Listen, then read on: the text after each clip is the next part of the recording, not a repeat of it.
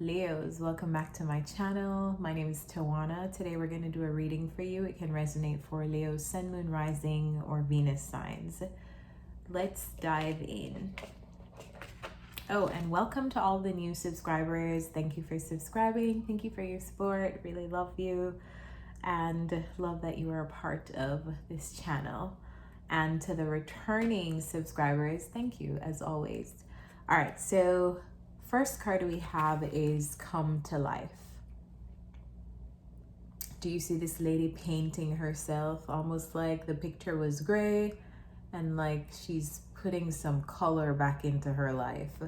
Now, you don't have to be a female for this reading to resonate with you. This is just a depiction of an energy. So you could be a man who's coming back to life. I feel like that card speaks for itself. It feels to me like reintegration, like after experiencing something tough and maybe shutting yourself off, being more open to people, things, being outside, whatever coming to life looks like for you. Just opening up your energetic field to welcome things in. Maybe you have been closed off. Maybe you have experienced things to make you feel closed off. Maybe you've been healing. Who knows what's been going on with you? But I feel like there's an energy of coming to life over the next few weeks. Maybe it's the summer and you're feeling more adventurous and doing more things. Jumping into the tarot, we have the Six of Cups and the Ten of Swords. So that feels like an ending in the past. It may not be the recent past, but it feels like a very significant ending. Ten of Swords is a very hard ending, hard stop. Sometimes readers say this card is a betrayal card, the backstabbing card, and it doesn't even necessarily have to be literal betrayal or backstabbing. Maybe it just felt like it. Like it just felt like a betrayal. It felt like a backstabbing. And the connection that you endured this sin felt very significant. So if you're going to have any lasting effects, it's going to be from these Six of Cups relationships. And this doesn't have to be a romantic relationship either. This could be a friendship. So experiencing some kind of endings, betrayals, backstabbing, sudden endings, just things falling apart all of a sudden in strong emotional ties that you had with people, whether that's romantic or on a platonic level in the past. And now we have beside that the Two of Cups, the Six of Wands, and the Three of Wands. So this to me feels like hope. Like I'm hoping, like I experienced some things in the past, but I'm hopeful in the future that I can have better relationships, I can have better friendships, or at least I'm trying to be hopeful, which is what this coming to life card is. Like I'm trying to be hopeful that relationships can be successful for me. I'm trying to be hopeful that friendships can be successful for me. I'm trying to be the optimist here. I'm putting myself out there and I'm waiting for whoever is for me to find me. Or I'm putting good vibes out there in hopes that it is returned. Whatever your particular like self-talk is, I feel like it ends with you being optimistic that, okay, I can be successful. I can make friends. I can make great relationships. I can have a successful relationship with someone. And nothing's wrong with that. And then, yeah, you're feeling very optimistic, because we have the Fool. And of course, making friends, making new relationships, it takes risks. It takes you being a fool. Like you have to go in there innocently and put yourself out there. You have to put your emotions out there. You may have to do things that you wouldn't necessarily do. Maybe you would like to stay on your couch and be by yourself, but that's not going to get you friends, or that's not going to get you the partner that you want. So you're putting yourself out there and you are meeting people, and whether this is connecting with people romantically, or you are connecting with people via like collaborating with them, maybe this is via work or whatever this is, I see you being more open to at least explore the possibilities of new relationships. And I don't think, the thing is, I don't think you're just looking for any old relationship, because if you've experienced this and you're looking for this, you're looking for something deeper. And I feel like it's out there waiting for you. I feel like that in the coming weeks, your energy gets lighter. Like it feels like more uplifting. Wherever you're coming from feels like, I don't know if I can trust anybody. I don't even know if I could trust relationships at this point. Like that's how your energy, that's where you're coming from. And that's why this card is here. Like the picture has been gray for a while, but now it's finally getting some color. So the advice that we have here is within the next few months. I feel like this is like a process that is starting in the next couple of weeks. Like this is a process. Maybe you'll accept some dates. Maybe you'll have a crush. Maybe you'll, and this doesn't even have to be a romantic crush. Maybe you have a friend crush. Maybe you extend yourself via like a gift. Hey, I'll do this for you. Would you do this for me? Like we could do this together. Like it feels like small gestures that you're making that's really having a very big impact on you coming back to some kind of vibrancy or vibrant state or uplifting state as it regards to people in your life. And I feel like this will continue. The advice is within the next few months. It feels like, yes, Leos, put yourself out there. Yes, you can attract these relationships and you will attract them. All right, next row we have is, oh, I love this card. It's such a beautiful card. I wonder if you guys can really see it. But like the woman in the card is crying.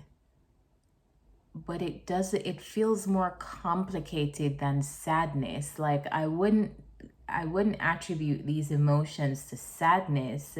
Maybe sadness is a part of it, but it feels like she's feeling so much more. And maybe you're feeling so much more, or will be feeling so much more. This feels like such depth of emotion.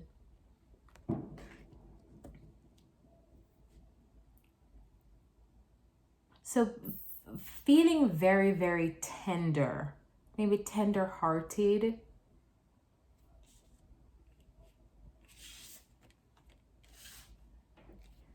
When this card comes out, it always talks about operating from the feminine, not having to force things so much, but operating from the space of the feminine energy, which really attracts the things that they want, they being the feminine energy.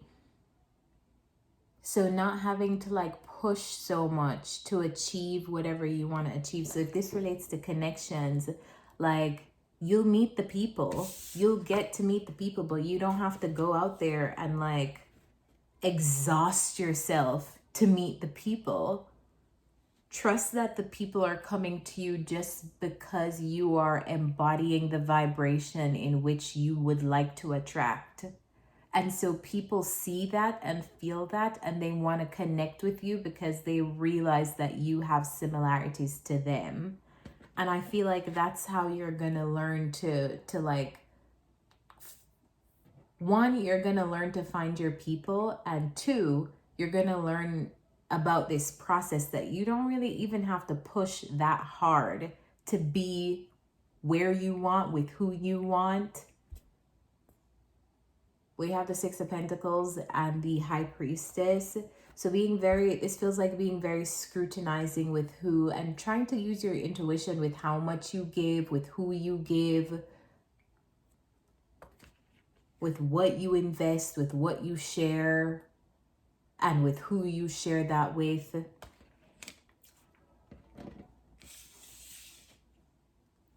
The Wheel of Fortune and the Two of Pentacles. You know, this feels like big wounding to me, like something happening to you, and that changing you, for like you going through such an impactful experience that felt so terrible that it ended up changing who you are as a person, and you having to reintegrate yourself with other people again. kind of like learning to trust again. Like when I went through my Saturn return, I've a lot of it felt like a loss of innocence, like a big loss of innocence. And that's what this feels like to me. That's how it felt to me, and that's how I feel like your reading feels.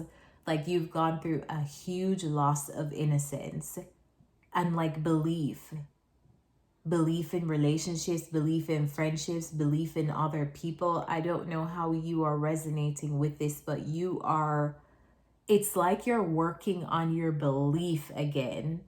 You're working on believing in people again, believing in relationships again.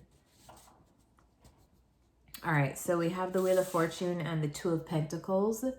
So having to navigate change, this is what this feels like to me. Like having to navigate change, and perhaps having to navigate change in a way that, like, let's just say you're coming from the extreme of not wanting to share and not connecting with great people and not finding great people that you would like to invest in, and then just having to like work on the opening yourself up to giving in connections and receiving, opening yourself up to finding a good balance between like how much you give and how much they give.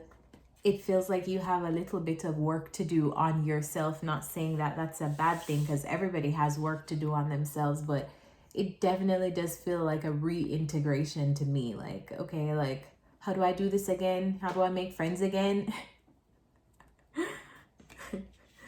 And then we have the Tower and the Hermit.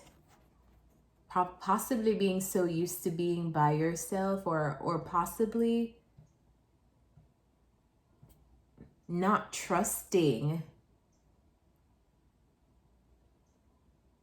Possibly encountering people who you've not trusted and had to like do so much soul searching, like evaluating who to trust, who not to trust, evaluating how much do I give to this person, how much do I not give to this person, evaluating so much, because within the next few months things are changing.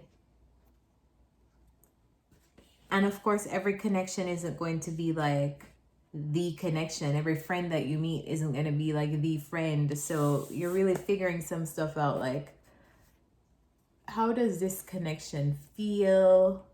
How much do I want to give here? How much is being given to me? That's how this feels. And having lots of realizations too. Like realizations on your own patterns of giving and receiving, and maybe how those have fostered healthy or unhealthy connections in your life. This feels like you're in private and you're realizing so much. You're realizing so much about how you've probably given to things in the past, given to people in the past, and even still give to people now, and the patterns that you have. And like, I don't personally believe in faulting people for like unsuccessful connections. I don't necessarily believe that like the fault is always in the other. I feel like if they're unsuccessful connections, the fault is on both parties. And there's always something to learn, which is why I don't like to feed into like the narcissist dynamic and like the narcissist talk, because I feel like that is a very easy way to put blame onto somebody else and to not recognize your own lack of boundaries and areas where you can stretch yourself and grow, and take accountability for the people who you let into your life and how you interact with them. Not saying that narcissists don't exist, but that's just my personal belief. I don't feed into like the conversations where people just throw around the word narcissist and this and that easily, because it's just, it's such a lazy like way to blame another person and shift the accountability from yourself to them. And I'm not saying that that person is innocent, but it's always very empowering for me to take accountability of my own actions and make changes based on what I can evaluate about myself, because that's all I can control, myself. I can't control anybody else. So yeah, this feels like being very tender, and because you're going through this process and you're like really figuring it out, and this is a process where you are changing and your life is changing, and it's gonna be like you're gonna be realizing a lot of stuff, realizing what serves you, what doesn't, who serves you, who doesn't. And it's important to be really, really gentle with yourself and find people who can be really gentle with you while you're going through this process. The advice is improving health. So through the realizations that you're having about yourself, and the realizations that you're having on self, and how that either helps or hinders relationships, I feel like that's what's causing this change. Like, this is what's causing this change. What is my part? What is their part? What have I done in the past to contribute to situations like these? And what have they done? And what can I do differently? And all of that takes work. And all of that is emotionally taxing and requires you to be very vulnerable and also offer yourself a lot of compassion. All right, so last card we have is Inner Trust, which speaks for itself. Trusting yourself, trusting your own guiding light. And then we have the Strength card, which is your card, and the Nine of Wands, having to have a lot of courage. You have been through a lot of wounding, a lot of battles. You definitely have been through your fair share. And then we have the Seven of Swords and the Hierophant.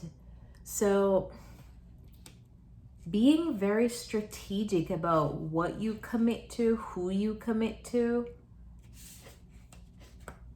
Five of Cups and the Page of Wands.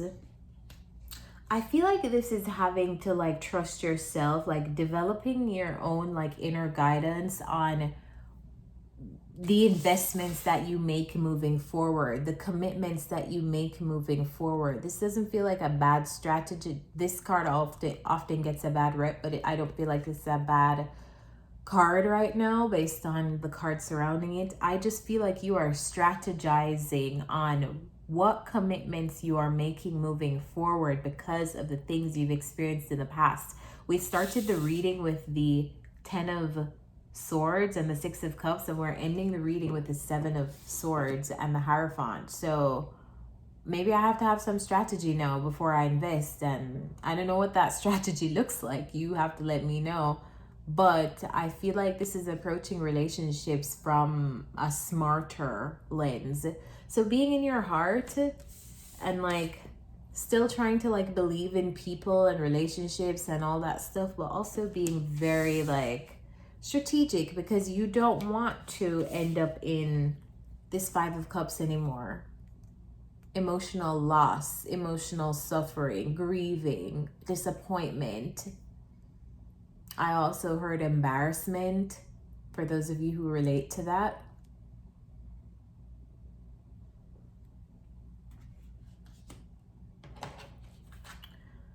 The cards we have for advice is look for a sign. So I don't know if you're meeting somebody in the next couple of weeks and you're like trying to figure out, should I invest?